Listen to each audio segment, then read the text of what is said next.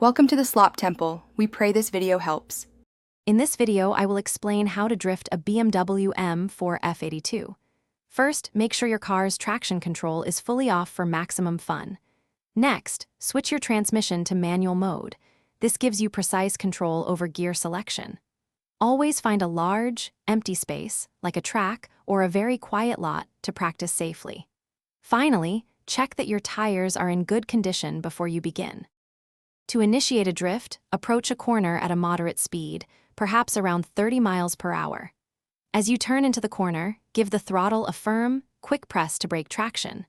For a more aggressive entry, a quick clutch kick can help transfer weight and get the rear wheels spinning. Remember to keep your steering inputs smooth and deliberate.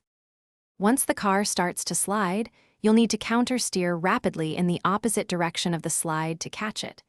Use the throttle to control the angle of your drift. More throttle increases the angle, less reduces it. Always look ahead to where you want the car to go, not directly at the front wheels. Small steering adjustments will help you maintain your drift line. To exit a drift smoothly, gradually ease off the throttle while simultaneously straightening the steering wheel. The car will naturally regain traction and straighten out. Remember, practice is key. Start with small, controlled slides and gradually increase your speed and angle as you gain confidence.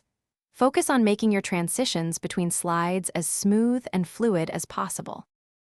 Thanks for watching. Consider subscribing if we helped you.